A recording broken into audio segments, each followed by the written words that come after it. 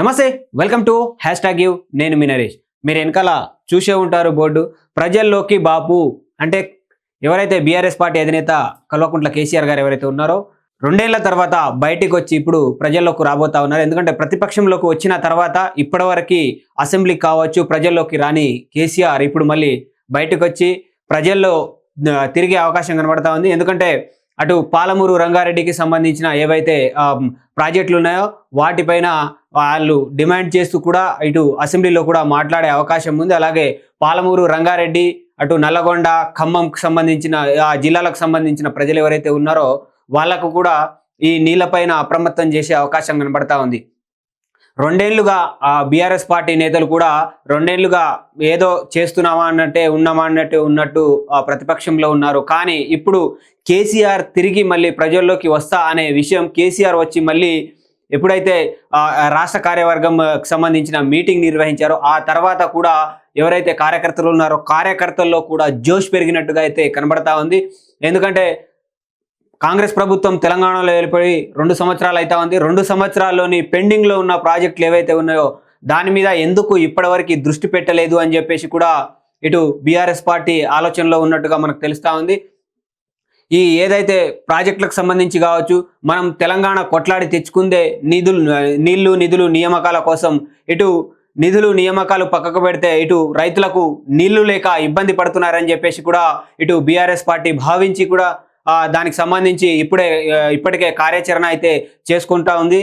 అయితే ఏదైతే బీఆర్ఎస్ పార్టీకి సంబంధించి ఇప్పుడు కేసీఆర్ గారు బయటికి వచ్చిన తర్వాత పాలమూరు అటు రంగారెడ్డి ఇటు నల్లగొండ ఖమ్మం జిల్లాలకు సంబంధించిన నేతలతోని ఇప్పటికే సమావేశం అయితే ఈరోజు నిర్వహించడం జరిగింది. ఆ సమావేశం అయిపోయిన తర్వాత ప్రజల్లోకి ఎలా వెళ్ళాలి, ఆ ప్రజలను ఎట్లా వాళ్ళకు ఉత్తేజపరచాలి, ప్రజలకు ఎలా న్యాయం చేయాలి అనేది కూడా సవివరంగా ప్రజలకు చెప్పాలి. ఏవైతే పెండింగ్లో ఉన్న ప్రాజెక్టులు ఉన్నాయో ఆ ప్రాజెక్టులకు సంబంధించి కూడా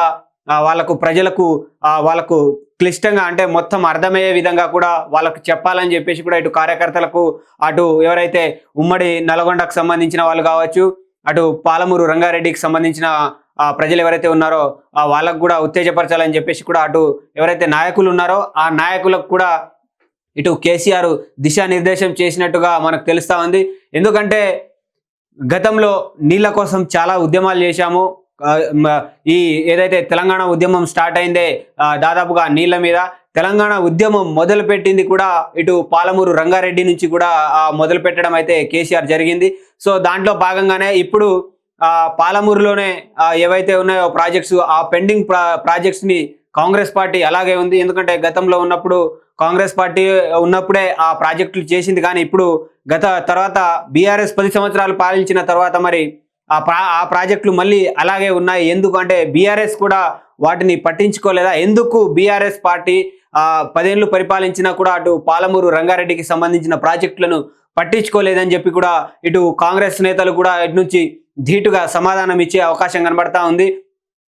ఇందులో భాగంగానే ఇటు కాంగ్రెస్ నుంచి సీఎం రేవంత్ రెడ్డి గారు కావచ్చు అటు డిప్యూటీ సీఎం భట్టి విక్రమార్క గారు కావచ్చు వీళ్ళంతా దీనికి సంబంధించి కూడా మేము పూర్తి వివరణ బీఆర్ఎస్ పార్టీకి ఇవ్వడానికి మేము రెడీగా ఉన్నాము. కానీ కేసీఆర్ గారు అసెంబ్లీకి వచ్చి తన అనుభవాన్ని మాకు చెప్పడంతో పాటు ఏదైతే ఉందో అసెంబ్లీలో మమ్మల్ని ధీటుగా ఎదుర్కొనే సత్తా కేసీఆర్ గారికి ఉంటే కేసీఆర్ గారు అసెంబ్లీలోకి వచ్చి కూడా మాకు సమాధానం చెప్పాల్సిన అవసరం ఉందని చెప్పేసి కూడా ఇటు కాంగ్రెస్ పార్టీ నేతలు ధీటుగా సమాధానం అయితే చెప్తా ఉన్నారు. ఇప్పటికే ఏదైతే ఎర్రవల్లి ఫామ్ హౌస్ ఉందో దాంట్లో ఇటు ఉమ్మడి పాలమూరు జిల్లాకు సంబంధించిన నేతలతో పాటు ఇటు నల్లగొండ ఖమ్మం నేతలను కూడా ఆ కేసీఆర్ పిలిపించుకొని ఇప్పటికే వాళ్లకు ఎలా వెళ్ళాలి, ప్రజలకు ఎలా వెళ్ళాలి అనే విషయాన్ని కూడా ఎక్కడెక్కడ బహిరంగ సభలు పెట్టాలనే విషయాన్ని కూడా ఇప్పటికే దిశానిర్దేశం చేసినట్టుగా అయితే మనకు కనబడతా ఉంది. మొదటి నుంచి ఇటు పాలమూరు తర్వాత రంగారెడ్డి ఆ తర్వాత నల్లగొండ ఇలా 3 ఫేజుల్లోనూ పెద్ద బహిరంగ సభలు పెట్టే అవకాశం కనబడతా ఉంది. ఆ బహిరంగ సభలలో ఏవైతే పెండింగ్లో ఉన్న నీళ్లకు సంబంధించిన ప్రాజెక్టులు ఏవైతే ఉన్నాయో దాన్ని ప్రజలకు కేసీఆర్ గారే స్వయంగా తను వివరించే అవకాశం కనబడతా ఉంది. సో ప్రజలకు అర్థమయ్యే విధంగా, ఎందుకంటే తెలంగాణ రాకముందు ఇటు ఉమ్మడి పాలమూరు జిల్లా అనేది వలసల జిల్లాగా పేరొందిన జిల్లా కాబట్టి ఆ తర్వాత 10 ఏళ్ల తర్వాత కూడా కొంతవరకు వలసలు తగ్గాయని చెప్పేసి అటు బీఆర్ఎస్ చెప్తా ఉన్నారు. బీఆర్ఎస్ ప్రతిపక్ష హోదాకు వచ్చిన తర్వాత ఇటు కాంగ్రెస్ పార్టీకి సంబంధించి ఆ కాంగ్రెస్ పార్టీ అధికారంలోకి వచ్చిన తర్వాత కూడా ఇక్కడ సీఎం రేవంత్ రెడ్డి గారు కూడా చాలా సార్లు కూడా ఆల్రెడీ అది పాత జిల్లా ఎలా ఉందో ఇప్పటికీ కూడా అలాగే ఉంది, దాన్ని మేము ఇప్పుడు మా కాంగ్రెస్ పార్టీ హయాంలో మారుస్తున్నామని చెప్పి కూడా కొన్ని సందర్భాల్లో చెప్పడం జరిగింది.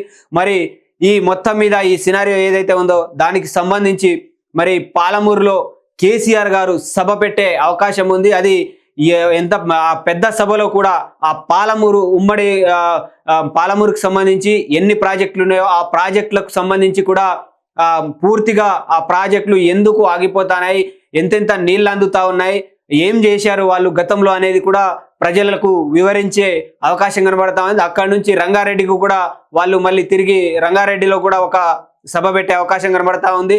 అయితే ప్రత్యక్ష రాజకీయాల్లోకి వచ్చిన సీఎం కేసీఆర్ ఇప్పుడు ప్రజల మధ్యలో ఉండాలనుకుంటున్నారు. కొన్ని సందర్భాల్లో ఆయన అంటూ ఉంటారు, గెలుపు ఓటములు అనేది సహజం, కానీ నిత్యం ప్రజల్లో ఉండేటోడే నాయకుడు అని కూడా కొన్ని సందర్భాల్లో అటు కేసీఆర్ అనడం అయితే జరిగింది. దాంట్లో భాగంగానే ఎన్ని రోజులు ఇనాక్టివ్గా ఉన్న కేసీఆర్ ఇప్పుడు ప్రత్యక్ష రాజకీయాల్లోకి వస్తున్నారు.